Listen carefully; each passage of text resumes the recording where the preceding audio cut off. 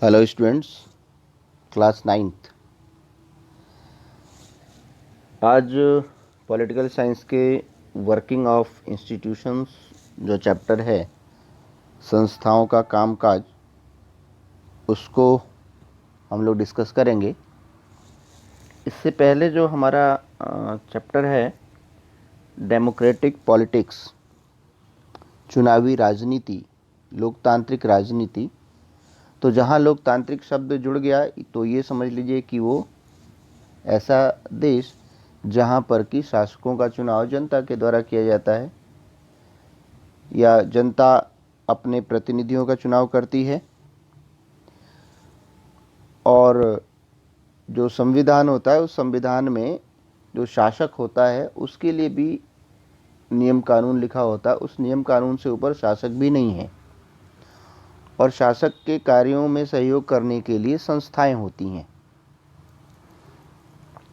तो इस दृष्टि से वो संस्थाएं कौन कौन सी हैं, उनका क्या कार्य है, उसमें कार्य करने वाले लोग कौन होते हैं, उन संस्थाओं का गठन कौन करता है, कैसे होता है, ये सारी बातें इस चैप्टर में दी हुई हैं।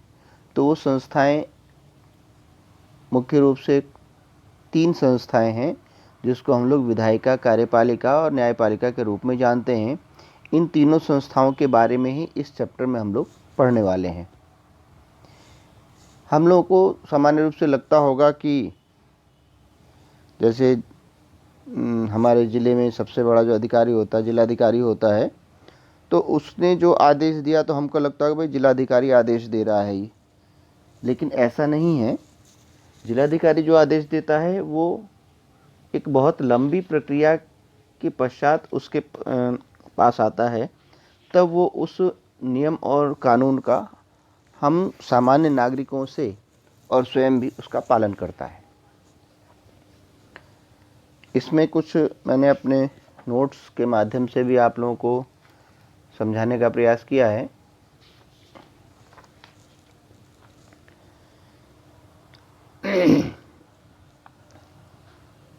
ये आप लोग बाद में देखिएगा, पहले हम लोग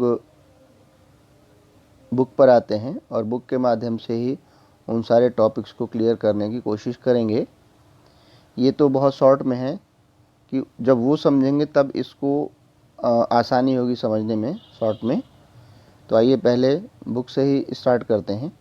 एक सरकारी आदेश, जैसा कि मैंने पहले बताया, कार्यालय के द्वारा, किसी भी कार्यालय के द्वारा एक आदेश दिया जाता है। उस आदेश में पूरा लिखा रहता है किस डेट में वो कानून पास हुआ, कौन सा नंबर है, क्या है। तो एक सरकारी आदेश में एक प्रमुख नीतिगत फैसले घोषणा की, जिसमें कहा गया था कि भारत सरकार के सरकारी पदों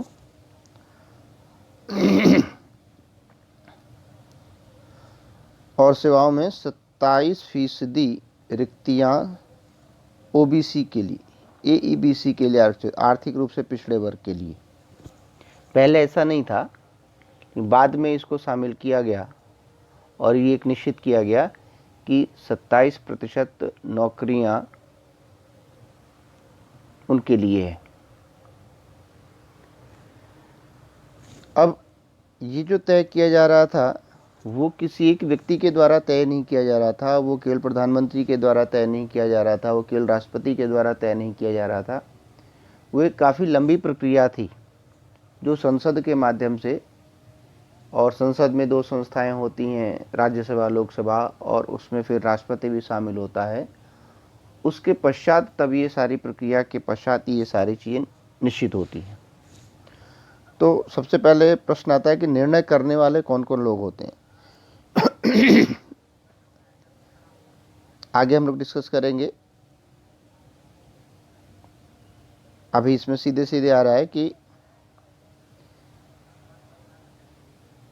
जो अधिकारी होता है वो अपने निर्देशों को लागू करता है, अपने मंत्री द्वारा दिए गए निर्देशों को लागू करता है, लेकिन मंत्री फिर कहाँ से उन निर्देशों को लाता है, वो सारी बातें इसमें हैं। इतने बड़े निर्णय में देश के सभी प्रमुख अधिकारी शामिल रहे होंगे और होते भी हैं। अब एक सामान्य रूप से हम ध्यान से देखें कि कौन कौन इसमें शामिल होता है। सबसे पहला पॉइंट है हमारा राष्ट्रपति राष्ट्राध्यक्ष होता है और देश का सबसे बड़ा अधिकारी होता है, उसका संवैधानिक प्रमुख बोला जाता है राष्ट्रपति को। प्रधानमंत्री जो होता है वो सरकार का प्रमुख होता है।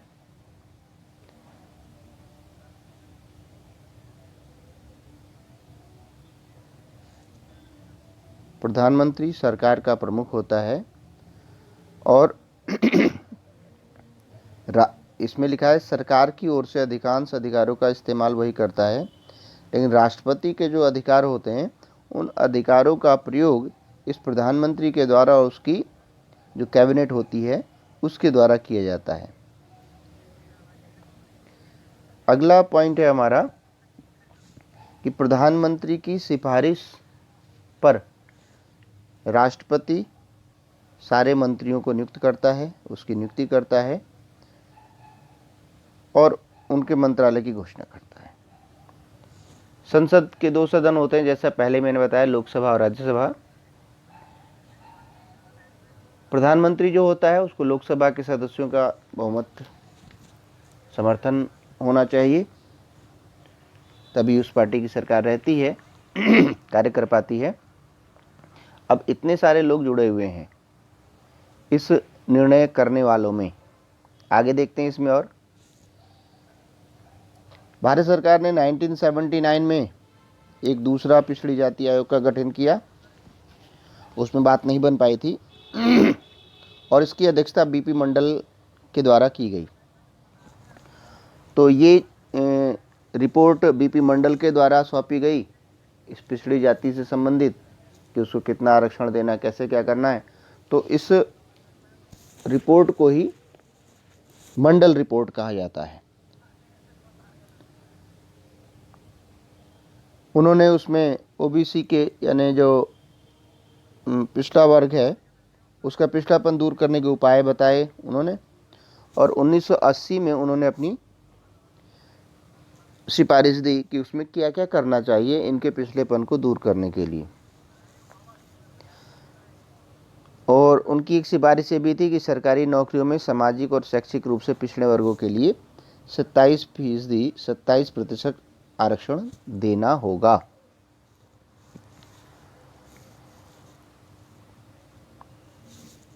ये रिपोर्ट उन्होंने सरकार को सौंप दी, लेकिन सरकार ने उसको देखते हुए, कुछ परिस्थितियां रही होंगी, उसको रख दिया।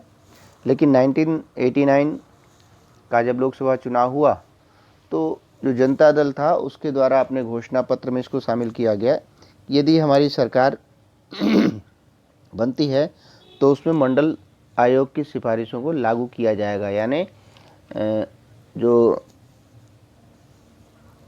पिछड़ा वर्ग है उसके लिए 27% आरक्षण लागू किया जाएगा सीधे सीधे। नई सरकार बनी, उसके प्रमुख वीपी सिंह प्रधानमंत्री बने और उन्होंने सबसे पहले काम यही किया कि मंडल रिपोर्ट लागू करने की जो घोषणा थी उसको लागू किया उन्होंने। 6 अगस्त 1990 को जो केंद्रीय कैबिनेट की बैठक में इसको एक निर्णय लिया गया और अगले दिन जो प्रधानमंत्री वीपी सिंह थे उन्होंने संसद में दोनों जो सदन थे उनको सूचित किया और इस तरह से 13 अगस्त 1990 को OM नंबर इतने से ये आदेश तैयार हो गया, पास हो गया संसद में और इसको लागू कर दिया गया। तो इस तरह से ये इस कानून का निर्माण होता है। तो एक छोटी सी प्रक्रिया, सामान्य प्रक्रिया हमारे ध्यान में आई कि हाँ, कानून का जो निर्माण है वो किस तरह से होता है।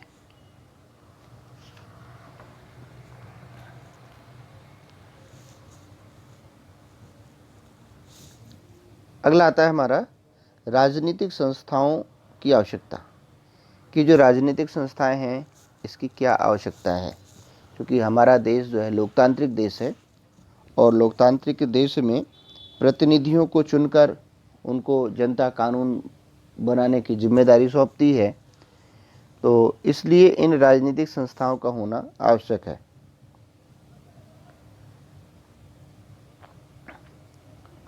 और सारी जिम्मेदारी सरकार की होती है।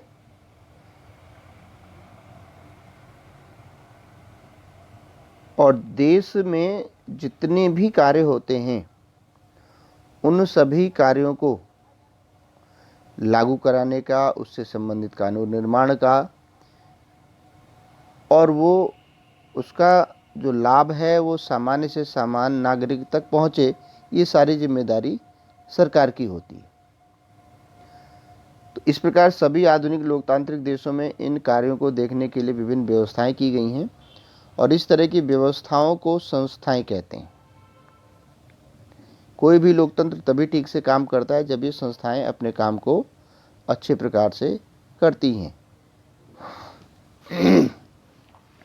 संविधान का जब निर्माण किया गया तो उसमें सभी संस्थाओं के बारे में स्पष्ट निर्देश है, स्पष्ट लिखा गया है कि किस संस्था को क्या कार्य करना है, और ये भी उसमें स्पष्ट निर्देश है कि कोई भी संस्था किसी दूसरी संस्था के कार्यों में हस्तक्षेप नहीं करेगी, ये ध्यान दिया गया।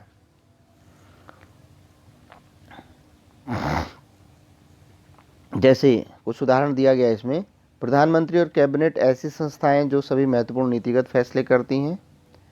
उसमें दिया हुआ स्पष्ट निर्देश है अलग अलग अनुच्छेद धाराओं के माध्यम से कि प्रधानमंत्री के क्या कार्य होंगे, प्रधानमंत्री कार्य क्या अधिकार होंगे, कैबिनेट का निर्माण किस प्रकार से होगा, कैबिनेट निर्णय किस तरह से करेगी, ये सारी चीज़ें। मंत्रियों द्वारा किए गए फैसलों को लागू करने के उपायों के लिए एक निकाय के रूप में नौकरशाह जिम्मेदार होते हैं। जो अभी हम लोग आगे पढ़ेंगे कि कार्यपालिका दो तरह की होती है, एक तो राजनीतिक कार्यपालिका और दूसरी होती है जो नौकरशाह के रूप में कार्यपालिका होती है। ठीक है ना।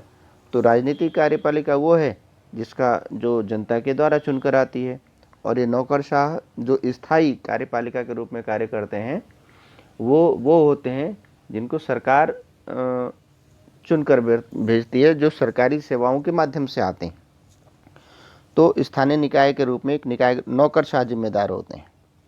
सर्वोच्च न्यायालय वह संस्था है जहां नागरिक और सरकार के बीच में विवाद को सुलझाया जाता है, और सर्वोच्च न्यायालय ये ध्यान रखता है कि कोई भी कानून नागरिक के मूल अधिकारों के विरुद्ध न बन रहा हो, उनके मूल अधिकारों का हनन न हो रहा हो, ये सारी बातें ध्यान में रखता है। और आजकल तो हम देखते हैं कि जो सर्वोच्च न्यायालय है या उच्च न्यायालय, इनका बहुत अधिक हस्तक्षेप सामान्य जनजीवन में भी बढ़ता जा रहा है। संस्थाओं के साथ काम करना आसान नहीं होता है। संस्थाओं के साथ कायदे कानून जुड़े होते हैं और इनसे नेताओं के हाथ बंधे होते हैं। कुछ बैठकें, कुछ समितियां, कुछ निश्चित हुआ है इनका रूटीन, कुछ समान रूटीन होता है। इसके कारण अक्सर काम में देरी होती है, परेशानियां आती हैं, और कई बार तो ऐसा लगता है हमको कि ये कार्य नहीं करना चाह रहे, लेकिन एक जो प्रक्रिया है उस प्रक्रिया को सभी को मानना पड़ता है। बिना उस प्रक्रिया के कोई भी कार्य पूरा नहीं हो सकता है, इसलिए थोड़ी सी देरी भी होती है। अब मेन पॉइंट आते हैं हमारे समझने वाले। संसद। संसद का निर्माण कैसे होता है? संसद में तीन चीजें प्रमुख हैं।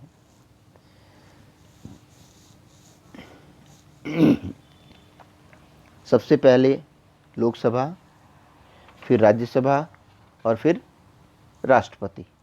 ये तीनों मिलकर संसद का निर्माण करते हैं।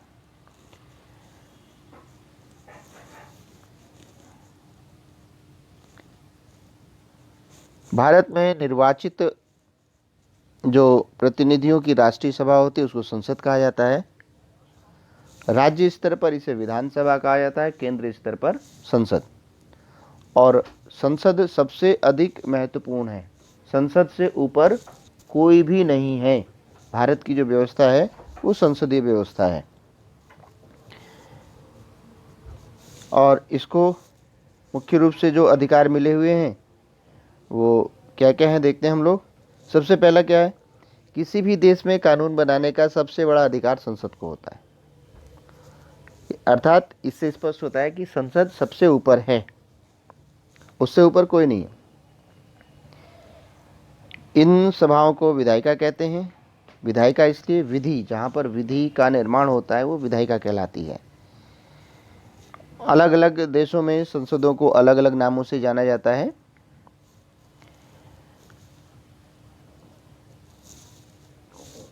दूसरा है कि विश्व में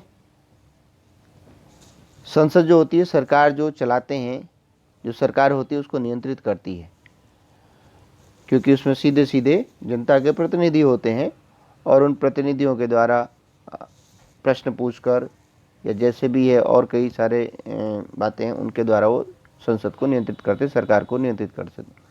संसद के पूर्ण समर्थन की स्थिति में सरकार चलाने वाले फैसले कर सकते हैं। संसद का अगर पूर्ण समर्थन नहीं है तो सरकार नहीं चल सकती। आप लोग देखते हैं कि जब भी कोई कानून पास होता है, जब भी कोई बिल पास होता है संसद में, तो उसमें संपूर्ण सदन का बहुमत होना चाहिए। संपूर्ण सदन में जो बहुमत की आवश्यकता होती है वो बहुमत होता है, तभी वो बिल पास हो पाता है। तो इस तरह से जैसे अभी किसान बिल बहुत अधिक चर्चा में है, तो किसान बिल सरकार कब पास कर पाई? जब उसको बहुमत से पास किया, और उसमें कोई सरकार ही नहीं थी, सरकार के अतिरिक्त जो अन्य दल हैं उन्होंने भी उसको बहुमत से पास किया, तभी वो जाकर बिल बना। और ऐसा केवल लोकसभा में नहीं, लोकसभा और राज्यसभा में दोनों में पास हुआ। उसके बाद राष्ट्रपति के हस्ताक्षर हुए, तब वो जाकर किसान बिल के रूप में हमारे सामने आया। संसद जो होती है वो सरकार के हर पैसे पर ध्यान रखती है, नियंत्रण रखती है, खर्च पर नियंत्रण रखती है, और संसद की मंजूरी के पश्चात ही सार्वजनिक पैसों को खर्च किया जा सकता है, वैसे नहीं। सार्वजनिक मामलों और किसी देश की राष्ट्रीय नीति पर चर्चा और बहस के लिए संसद ही सर्वोच्च संघ है। संसद किसी मामले में सूचना मांग सकती है किसी भी मंत्री से किसी भी समय, और वो संबंधित विभाग का मंत्री को वो सूचना देनी ही पड़ेगी, ये अनिवार्य है। आगे जैसा कि अभी हम लोगों ने पढ़ा कि संसद के 2 सदन होते हैं। एक सदन लोकसभा कहलाता है,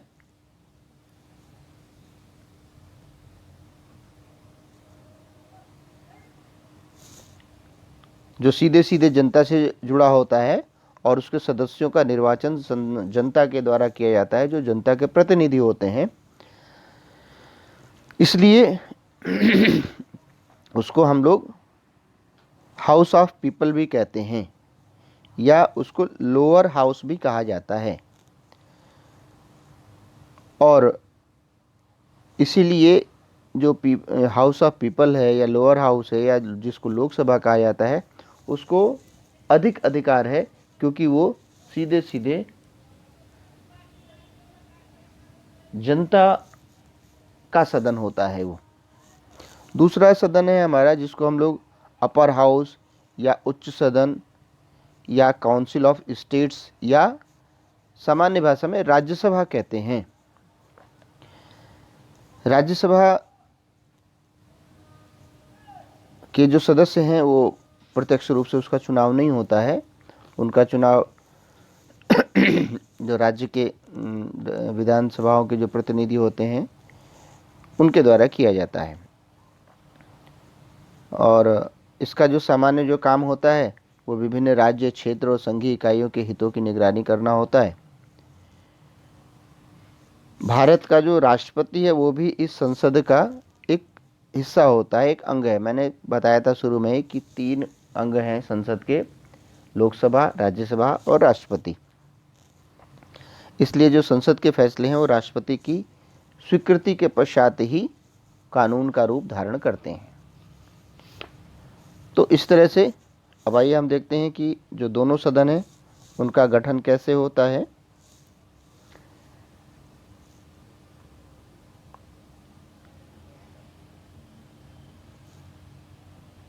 जैसा कि मैंने बताया कि राज्यसभा को अपर हाउस भी कहा जाता है, उच्च सदन भी बोला जाता है। लोकसभा को लोअर हाउस या निम्न सदन या लोकसभा बोला जाता है, या हाउस ऑफ पीपल्स बोला जाता है, या जनता का सदन बोला जाता है, क्योंकि सीधे सीधे जनता के द्वारा चुनकर प्रतिनिधि उसमें भेजे जाते हैं।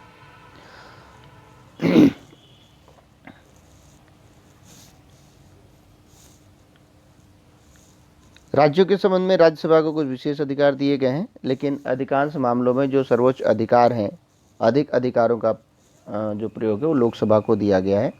लोकसभा के पास अधिक अधिकार है। पहला क्या है? किसी भी सामान्य कानून को पारित करने के लिए दोनों सदनों की जरूरत होती। कोई भी कानून तभी पारित हो पाएगा जब वो दोनों सदनों में जाएगा, दोनों सदनों में पारित होगा। लेकिन सामान्य कानून पारित करने के लिए उसको किसी भी सदन में प्रस्ताव के रूप में लाया जा सकता है। कोई ज़रूरी नहीं कि पहले लोकसभा में लाया जाए या पहले राज्यसभा में ले जाया जाए।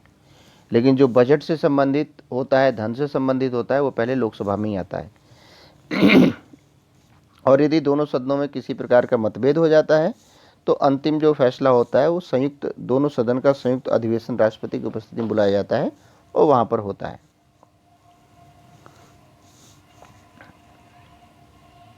दूसरा है, जैसा कि मैंने बताया कि यदि राशि से संबंधित, धन से संबंधित कोई बिल है, कोई प्रस्ताव है, वो लोकसभा में ही सबसे पहले आएगा। लोकसभा ही उसको पारित करेगी। राज्यसभा उसे खारिज नहीं कर सकती अगर लोकसभा में पास हो गया हो तो। बस राज्यसभा को इतना अधिकार दिया गया है कि वो उस बजट पर या धन विधेयक पर विचार करने के लिए उसको 14 दिन तक के लिए अपने यहाँ रोक सकती है, या उसमें संशोधन करने के लिए कुछ सुझाव दे सकती है। लेकिन वो सुझाव लोकसभा मानने के लिए बाध्य नहीं है। वो मान भी सकती है और नहीं भी, दोनों बातें होती हैं। तीसरा, लोकसभा सीधे सीधे मंत्रिपरिषद को नियंत्रित करती है। सिर्फ केवल वही व्यक्ति प्रधानमंत्री बन सकता है जिसे लोकसभा में बहुमत हासिल हो, लोकसभा का समर्थन हासिल हो। और अगर आधे से अधिक लोकसभा सदस्य यह कह दें कि उन्हें मंत्रिपरिषद पर विश्वास नहीं है तो प्रधानमंत्री समेत सभी मंत्रियों को पद छोड़ना पड़ेगा। राज्यसभा को अधिकार हासिल नहीं है। तो लोकसभा का इस दृष्टि से जो कार्यकाल है वो अधिकतम तो 5 वर्ष है, लेकिन वो कब लोकसभा समाप्त हो जाएगी ये कुछ नहीं पता होता है। जैसे कभी कभी लोकसभा का कार्यकाल 1 दिन भी रहा है और कभी कभी, जैसे कि पिछली लोकसभा 5 वर्ष तक चली है, तो इस तरह से ये लोकसभा और राज्यसभा 2 सदन होते हैं हमारे यहाँ। और ये दोनों सदन ये भी संस्थाओं के रूप में, विधायिका के रूप में। अब आता है हमारा राजनीतिक कार्यपालिका।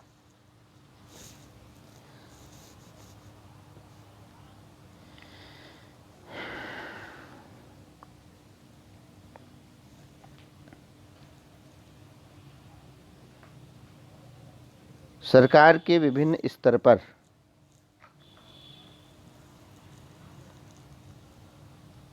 ऐसे अधिकारी होते हैं जो प्रतिदिन फैसले करते हैं, लेकिन ये नहीं कहा जा सकता कि जनता के द्वारा दिए गए सबसे बड़े अधिकारों का इस रूप में इस्तेमाल कर रहे हैं।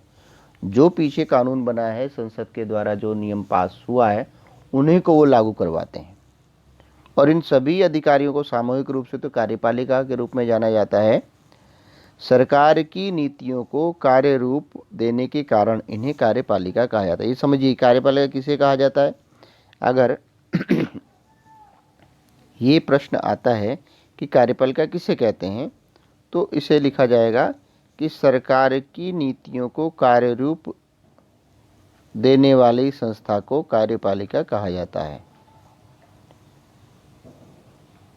लेकिन ये कार्यपालिका भी 2 तरह की होती है। जैसे पहले ही हमने कहा था, एक राजनीतिक और दूसरी स्थायी कार्यपालिका। राजनीतिक कार्यपालिका वो कहलाती है जिसमें जनता के द्वारा निर्वाचित जो प्रतिनिधि होते हैं उनको राजनीतिक कार्यपालिका कहा जाता है। और दूसरे, जिनको सरकार के द्वारा विभिन्न प्रतियोगिताओं के माध्यम से नियुक्त किया जाता है प्रशासनिक सेवक के रूप में, उनको स्थायी कार्यपालिका कहा जाता है या प्रशासनिक सेवक कहा जाता है। लोक सेवा में काम करने वाले लोगों को सिविल सर्वेंट या नौकरशाह कहते हैं। यही जो सिविल सर्वेंट या नौकरशाह होते हैं, ये स्थायी कार्यपालिका कहलाते हैं। और ये सीधे सीधे जो राजनीतिक कार्यपालिका होती है उसको सहयोग के लिए होते हैं, ये सहयोग करते हैं उनको। कभी कभी ऐसा लगता है कि जो ये नौकरशाह है यही कानूनों का निर्माण करते हैं, इनका नियंत्रण होता है, लेकिन ऐसा नहीं है। ये संबंधित विभाग के मंत्रियों को अपना सहयोग करते हैं। अपने फैसले के नतीजे के लिए लोगों के प्रति जिम्मेदार होता है कौन? मंत्री। इसी वजह से मंत्री सारे फैसले करता है। तकनीकी मामलों पर मंत्री विशेषज्ञों की सलाह लेता है, लेकिन विशेषज्ञ अक्सर अलग अलग राय रखते हैं या फिर वे एक से अधिक विकल्प मंत्री के सामने पेश करते हैं। और जो संबंधित विभाग का मंत्री होता है, संबंधित विषय में वो सलाहों को ध्यान में रखते हुए ये निर्णय लेता है कि उस समय तत्कालीन समय में क्या ठीक रहेगा, क्या उचित रहेगा, उस हिसाब से वो फिर निर्णय लेता है।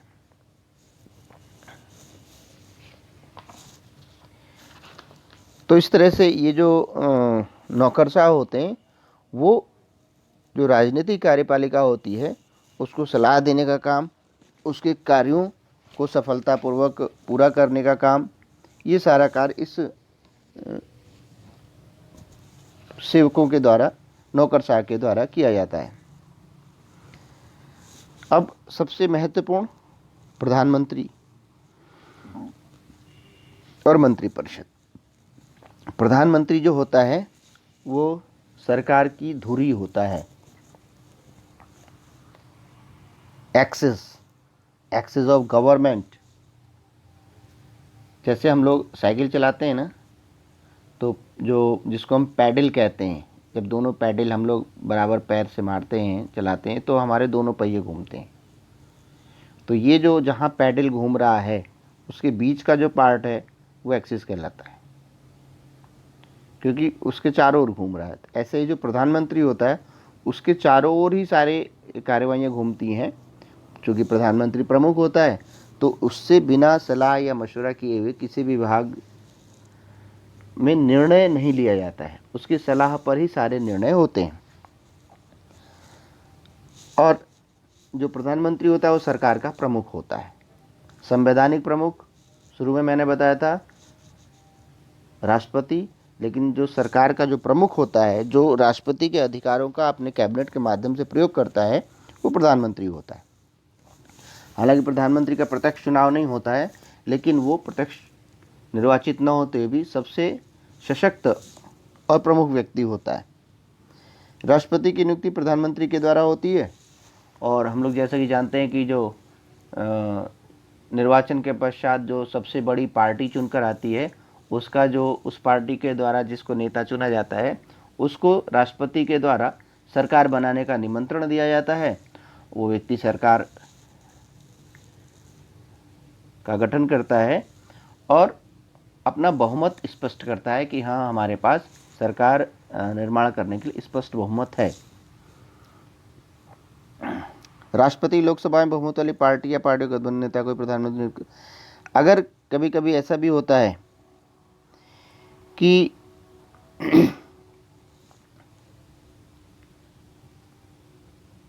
चलिए वो आगे राष्ट्रपति के अधिकारों में आएगा, अभी प्रधानमंत्री के बारे में बात करते हैं। प्रधानमंत्री का कार्यकाल तय नहीं होता है, वह तब तक अपने पद पर रह सकता है जब तक वह पार्टी या गठबंधन का नेता है। पार्टी जिसको नेता चुनती है वही व्यक्ति, यानी जो सबसे बड़ी पार्टी होती है चुनकर जो आती है, उस पार्टी के द्वारा जो अपना नेता चुना जाता है वही प्रधानमंत्री होता है। तो अगर पार्टी अपना नेता बदलती है तो प्रधानमंत्री बदल जाता है। प्रधानमंत्री को नियुक्त करने के बाद राष्ट्रपति प्रधानमंत्री की सलाह पर दूसरे मंत्रियों को नियुक्त करते हैं। प्रधानमंत्री मंत्रियों के चयन के लिए स्वतंत्र होता है, बशर्ते कि वे संसद के सदस्य हों। कभी कभी ऐसा भी होता है कि जो मंत्री बनाया जा रहा है वो लोकसभा का सदस्य नहीं, वो राज्यसभा का होगा। और कभी कभी ऐसा भी होता है कि जो मंत्री बनाया गया है वो न तो लोकसभा का सदस्य है और न राज्यसभा का सदस्य है। ऐसी परिस्थिति में ये संविधान में नियम है कि जिस व्यक्ति को मंत्री बनाया गया है 6 महीने के अंदर उसको किसी न किसी सदन का सदस्य बनना अनिवार्य है। यदि वो इस शर्त को पूरा नहीं करता है तो 6 माह के पश्चात स्वतः ही जो उसका मंत्री पद है वो समाप्त हो जाता है।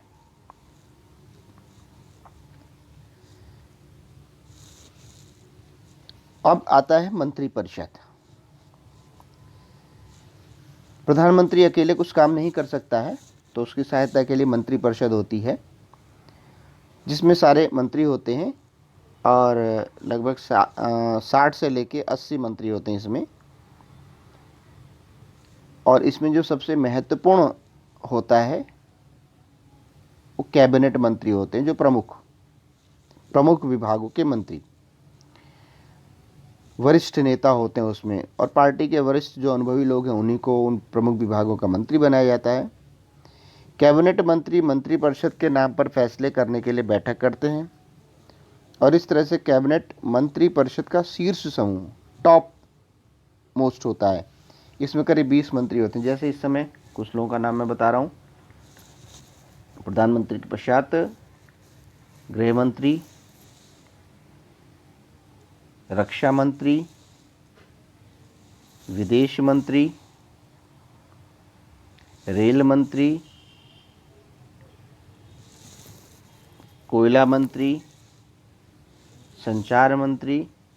तो इस तरह से टॉप रैंकर जो होते हैं उसमें जो मंत्री होते हैं वो कैबिनेट में होते हैं। दूसरा है स्वतंत्र प्रभार वाले मंत्री, जो छोटे मंत्रालयों में प्रभारी होते हैं और कैबिनेट की बैठकों में आमंत्रित किए जाने पर ही उसमें भाग लेते हैं।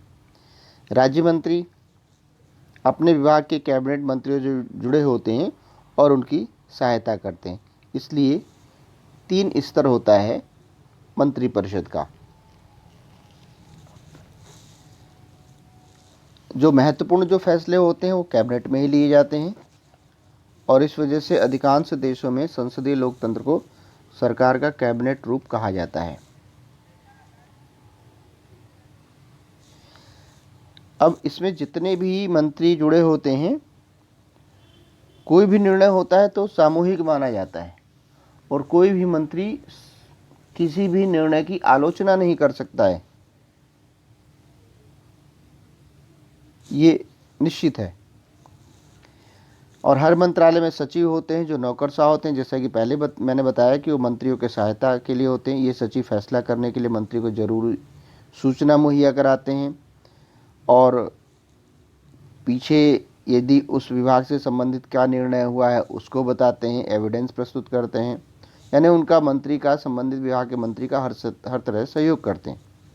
उसमें कई वरिष्ठ नौकरशाह शामिल होते हैं जो विभिन्न मंत्रालयों के बीच समन्वय भी स्थापित करने की कोशिश करते हैं।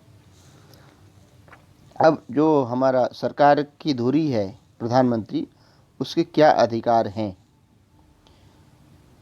मेरे ख्याल से मुझे लगता है भारत का जो प्रधानमंत्री है वो सबसे शक्तिशाली व्यक्ति होता है। सरकार के प्रमुख के नाते प्रधानमंत्री के व्यापक अधिकार हैं। वो कैबिनेट की बैठकों की अध्यक्षता करता है, विभिन्न विभागों के कार्य का समन्वय करता है, विभागों के विवाद के मामले में उसका निर्णय अंतिम माना जाता है। सारे मंत्री उसी के नेतृत्व में काम करते हैं।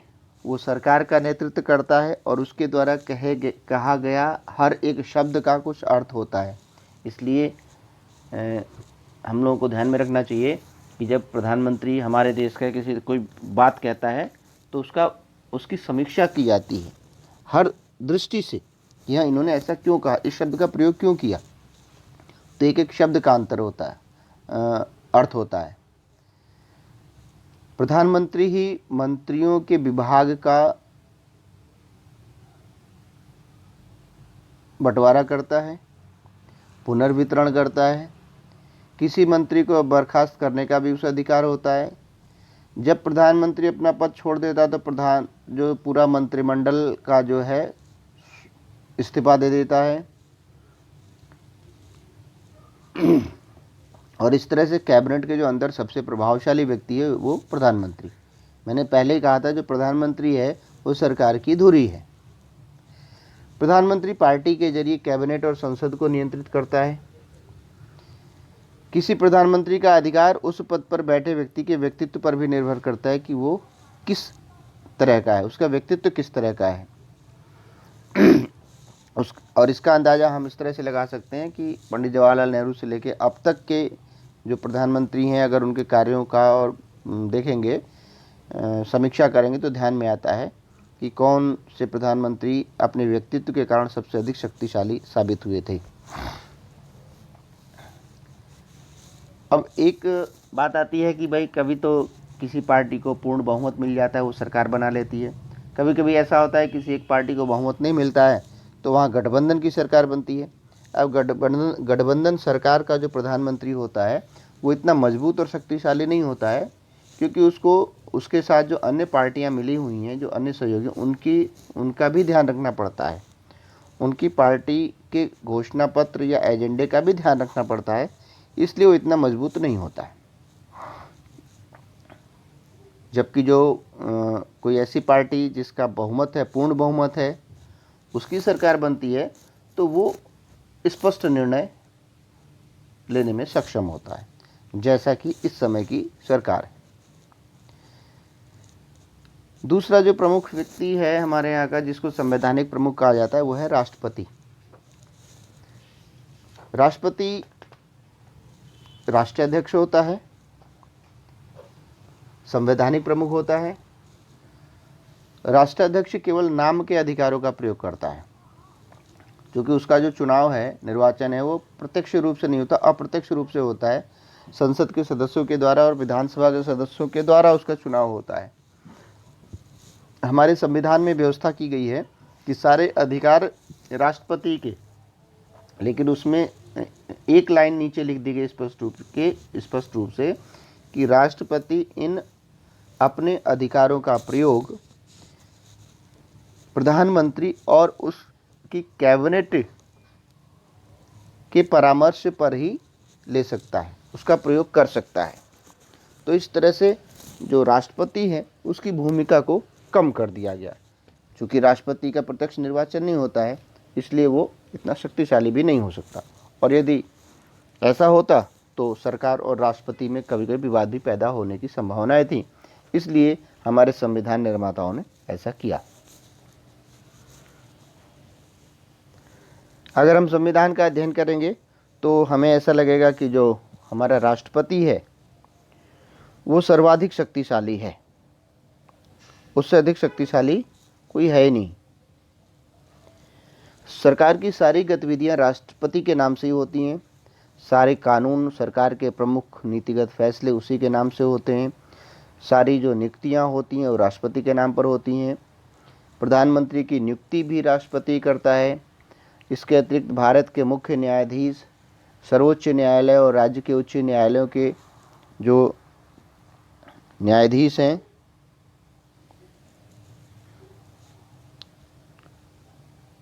राज्यपाल, विभिन्न राज्यों के चुनाव आयुक्त और जो दूसरे देशों में अपने देश के राजदूत नियुक्त किए जाते हैं, या उसके अतिरिक्त भी और भी जो प्रमुख नियुक्तियां हैं वो राष्ट्रपति के द्वारा ही की जाती हैं। सभी अंतर्राष्ट्रीय समझौते या संधियां उसी के नाम से होते हैं, और जो राष्ट्रपति है वो हमारी तीनों सेनाओं का सर्वोच्च सुप्रीम कमांडर होता है। तो इसको देखते हुए लगता है कि जो हमारे यहाँ जो राष्ट्रपति है वो सबसे अधिक मजबूत है, शक्तिशाली है। लेकिन देखिए, राष्ट्रपति, ये लाइन महत्वपूर्ण है जो राष्ट्रपति की भूमिका को कम करती है। राष्ट्रपति इन अधिकारों का प्रयोग मंत्रिपरिषद के सलाह पर ही करता है, ही शब्द जुड़ गया है। राष्ट्रपति मंत्रिपरिषद को अपनी सलाह पर पुनर्विचार करने के लिए कह सकता है, लेकिन अगर वही सलाह दोबारा मिलती है तो वह उसे मानने के लिए बाध्य होता है। इसी प्रकार संसद द्वारा पारित कोई विधेयक राष्ट्रपति की मंजूरी के बाद ही कानून बनता है।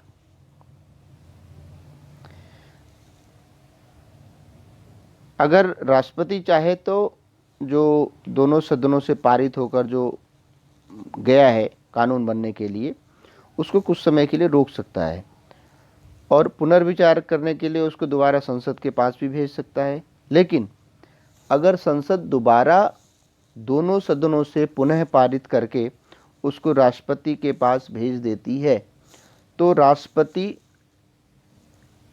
को उस पर हस्ताक्षर करने पड़ेंगे। यदि राष्ट्रपति उस पर हस्ताक्षर नहीं करता है तो भी वो कानून बन जाएगा। तो इसलिए सामान्य रूप से भारतीय जो संविधान है या जो अब तक का जो इतिहास है उसमें कभी ऐसा नहीं आया है कि राष्ट्रपति की मर्यादाओं का भी ध्यान रखा गया, उसकी गरिमा का भी ध्यान रखा गया है। एक अधिकार बहुत महत्वपूर्ण है जो राष्ट्रपति को मिला है कि जब सरकार का गठन होता है तो उस समय राष्ट्रपति अपने विवेक का प्रयोग करता है। जब कोई पार्टी या गठबंधन चुनाव में बहुमत हासिल कर लेता है तो राष्ट्रपति के पास कोई विकल्प नहीं होता है। उसे लोकसभा में बहुमत वाली पार्टी या गठबंधन के नेता को प्रधानमंत्री नियुक्त करना होता है। जब किसी पार्टी या गठबंधन को लोकसभा में बहुमत हासिल नहीं होता है तो तब राष्ट्रपति की भूमिका बढ़ जाती है। राष्ट्रपति अपने विवेक से काम लेता है। वह ऐसे नेता को नियुक्त करता है जो उसकी राय में लोकसभा में बहुमत जुटा सकता है। ऐसे मामले में राष्ट्रपति नवनियुक्त प्रधानमंत्री से एक तय समय के भीतर लोकसभा में बहुमत हासिल करने के लिए कहता है और यदि वो राष्ट्रपति के द्वारा तय समय सीमा के भीतर बहुमत साबित कर देता है तो सरकार का गठन हो जाता है। और यदि वो बहुमत सिद्ध नहीं कर पाता है तो सरकार नहीं बन पाती है और फिर से चुनाव कराने पड़ते हैं। तो इस तरह से ये राष्ट्रपति के अधिकार। अगला आता है हमारा न्यायपालिका। विधायिका हो गई संसद के रूप में, कार्यपालिका में मंत्री और स्थायी नौकरशाह, और तीसरी संस्था हमारी न्यायपालिका। हमारे यहाँ जो हम लोगों ने शुरू में पढ़ा, आगे भी पढ़ेंगे कि हमारे यहाँ जो संस्थाओं की जो अधिकारों का जो किया गया है बंटवारा, वो दो प्रकार से किया गया है। एक क्षैतिज वितरण और एक ऊर्ध्वाधर वितरण। उसको हम लोग 10th में पढ़ेंगे। क्षैतिज वितरण का मतलब कि विधायिका, कार्यपालिका, न्यायपालिका के बीच में जो अधिकारों का जो बंटवारा किया गया, सत्ता का बंटवारा किया गया है, वो क्षैतिज वितरण कहलाता है, हॉरिजॉन्टल डिस्ट्रीब्यूशन कहलाता है। जो न्यायपालिका है वो विधायिका और कार्यपालिका पर ध्यान रखती है, अंकुश भी रखती है। एक दूसरे शब्दों में कहें तो हमारे यहाँ एक सर्वोच्च न्यायालय, जो न्यायपालिका की व्यवस्था है वो एक स्वतंत्र न्यायपालिका है हमारे यहाँ।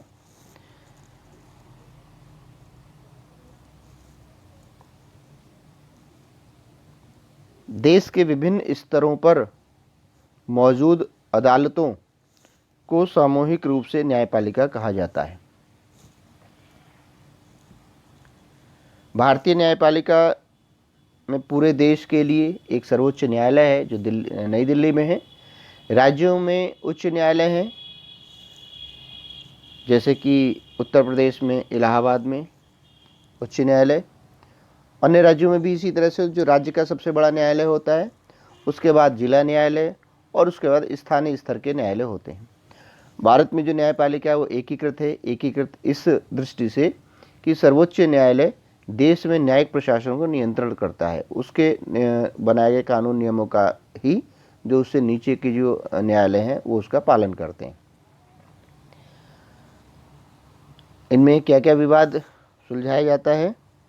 देश के नागरिकों के बीच का विवाद, नागरिक और सरकार के बीच का विवाद, दो या उससे अधिक राज्य के बीच का विवाद, केंद्र और राज्य सरकार के बीच का विवाद। तो इस तरह से विभिन्न प्रकार के सभी विवादों का, और जो अंतिम सर्वोच्च न्यायालय है वो अंतिम अपीलीय न्यायालय है किसी भी विवाद का। फौजदारी और दीवानी के मामलों में सर्वोच्च संस्था है अपील की। यह उच्च न्यायालयों के फैसलों के खिलाफ भी सुनवाई करता है। ऐसा नहीं कि जो किसी राज्य के उच्च न्यायालय जो निर्णय दिया हो उसके बाद उसका अपील नहीं है, उसकी अंतिम अपील सर्वोच्च न्यायालय में है। और इस तरह से न्यायपालिका की स्वतंत्रता का मतलब कि वह विधायिका या कार्यपालिका के नियंत्रण में नहीं है, वो स्वतंत्र है, उस पर सरकार का नियंत्रण नहीं है, वो संविधान के द्वारा जो नियम और कानून बनाए गए हैं उसके द्वारा ही वो नियंत्रित होती है। आधुनिक लोकतंत्र में अदालतें विधायिका और कार्यपालिका के अधीन नहीं होती हैं। राष्ट्रपति, सर्वोच्च न्यायालय और उच्च न्यायालयों के न्यायाधीशों को प्रधानमंत्री की सलाह पर और सर्वोच्च न्यायालय के मुख्य न्यायाधीश की सलाह पर नियुक्त करता है। अर्थात सर्वोच्च न्यायालय के मुख्य न्यायाधीश की नियुक्ति भी राष्ट्रपति के द्वारा की जाती है। उसके अतिरिक्त जो राज्य के जो उच्च न्यायालय हैं उनके मुख्य न्यायाधीश की नियुक्ति सर्वोच्च न्यायालय के मुख्य न्यायाधीश और प्रधानमंत्री की सलाह पर राष्ट्रपति करता है। व्यवहारिक तौर पर अब इस व्यवस्था में सर्वोच्च न्यायालय के वरिष्ठ न्यायाधीश सर्वोच्च न्यायालय और उच्च न्यायालयों के नए न्यायाधीशों को चुनते हैं। इसमें राजनीतिक कार्यपालिका का हस्तक्षेप नहीं है। सर्वोच्च न्यायालय के सबसे वरिष्ठ न्यायाधीश को ही सामान्य रूप से मुख्य न्यायाधीश नियुक्त किया जाता है, और एक बार जब किसी को सर्वोच्च न्यायाधीश मुख्य न्यायाधीश नियुक्त कर दिया गया तो उसको हटाने की जो प्रक्रिया है वो बड़ी ही कठिन है। जो प्रक्रिया राष्ट्रपति को हटाने की है वही मुख्य न्यायाधीश को हटाने की है, और यह आज तक कभी संभव नहीं हो पाया है। किसी भी न्यायाधीश को क्या है प्रक्रिया हटाने की? किसी भी न्यायाधीश को संसद के दोनों सदनों में अलग अलग 2/3 बहुमत से अविश्वास प्रस्ताव पारित करके ही हटाया जा सकता है। भारतीय लोकतंत्र में ऐसा कभी नहीं हुआ है। अविश्वास प्रस्ताव तो आया है न्यायाधीशों के विरुद्ध, लेकिन वो पास नहीं हो पाया है। भारत की न्यायपालिका दुनिया की विश्व की सबसे अधिक प्रभावशाली न्यायपालिकाओं में से एक है। सर्वोच्च न्यायालय और उच्च न्यायालयों को देश के संविधान की व्याख्या करने का भी अधिकार है। ये सर्वोच्च अधिकार है। यदि सर्वोच्च न्यायालय को लगता है कि विधायिका का कोई कानून या कार्यपालिका की कोई कार्यवाही संविधान के खिलाफ है, तो वे केंद्र और राज्य स्तर पर ऐसे कानून या कार्यवाही को अमान्य घोषित करते हैं और सरकार को निर्देश देते हैं कि इस जो आपके द्वारा कानून पारित किया गया है इस पर पुनः विचार किया जाए, या इसमें ये चीज़ गलत है या ये चीज़ सामान्य नागरिकों के हितों के विरुद्ध है। इस तरह जब उनके सामने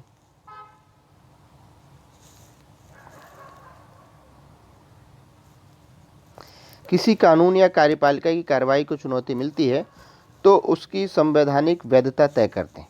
इसे न्यायिक समीक्षा के रूप में कहा जाता है और इसको न्यायपालिका का पुनर्विलोकन भी कहा जाता है। भारत के सर्वोच्च न्यायालय ने यह भी फैसला दिया है कि संसद संविधान के मूलभूत सिद्धांतों को नहीं बदल सकती। अगर हम लोग उसको अलग से पढ़ने की कोशिश करेंगे तो बहुत सारे ऐसे निर्देश हैं जो सीधे सीधे सर्वोच्च न्यायालय के द्वारा सरकार को दिया गया है। जो सर्वोच्च न्यायालय है वो हमारे मूलभूत जो मौलिक अधिकार है उनका संरक्षक होता है। स्वतंत्रता उसे मौलिक अधिकारों के रक्षक के रूप में काम करने की क्षमता प्रदान कर नागरिकों को संविधान से मिले अपने अधिकारों के उल्लंघन के मामले में न्याय पाने के लिए न्यायालय में जाने का अधिकार है। जो न्यायालय हैं वो सरकार को निर्णय करने की शक्ति के दुरुपयोग को रोकने के लिए हस्तक्षेप करती है। वे सरकारी अधिकारियों को भ्रष्ट आचरण से रोकती है और यही कारण है कि न्यायपालिका पर लोगों का विश्वास है।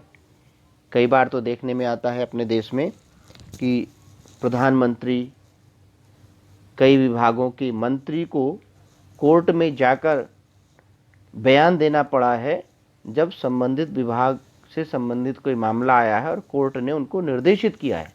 अभी आप लोग देख ही रहे हैं कि बिहार के मुख्यमंत्री, पूर्व मुख्यमंत्री लालू प्रसाद यादव जी झारखंड में जेल में बंद हैं। बहुत सारे मुकदमे, बहुत सारे घोटाले के मुकदमे। अभी जब ये पिछली सरकार बन रही थी तो उसमें ये मामला आया कि उनको एक गेस्ट हाउस में रखा गया था बिना न्यायालय की अनुमति के। न्यायालय ने सरकार से जवाब मांगा है, झारखंड की सरकार से, कि आपने किसकी अनुमति से इनको जेल से निकालकर गेस्ट हाउस में रखा हुआ था। सरकार की स्थिति खराब है, उसको जवाब देना भारी पड़ रहा है। तो इतनी सशक्त है हमारे यहाँ की न्यायपालिका, अर्थात कानून के समक्ष सभी बराबर हैं। इन चीज़ों से लगता है कि नहीं, जो हमारी न्यायपालिका है वो अच्छे प्रकार से कार्य कर रही है। तो इस तरह से ये हमारी तीनों संस्थाएं, विधायिका, कार्यपालिका और न्यायपालिका से संबंधित हमारा ये चैप्टर कंप्लीट हुआ। यही वो तीनों संस्थाएं हैं जो सरकार को कार्य करने में सहयोग करती हैं और सरकार एक अच्छी दिशा में चलती रहे, इसमें इन तीनों संस्थाओं का एक महत्वपूर्ण योगदान होता है। इस तरह से ये हमारा जो चैप्टर है ये पूरा होता है। इसके बाद जो हमारा अगला जो चैप्टर है, लोकतांत्रिक अधिकार, हमारे कौन कौन से अधिकार हैं, किन किन देशों में कौन कौन से अधिकार लोगों को नहीं मिले हैं, लोकतांत्रिक अधिकार क्या होते हैं, इन लोकतांत्रिक अधिकारों के अतिरिक्त और कौन कौन से हमारे अधिकार हैं, ये सब हम इस चैप्टर में हम लोग डिस्कस करेंगे। अभी ये हमारा चैप्टर कंप्लीट हुआ, फिर आगे हम लोग जल्दी ही मिलेंगे। तब तक के लिए धन्यवाद और नमस्कार।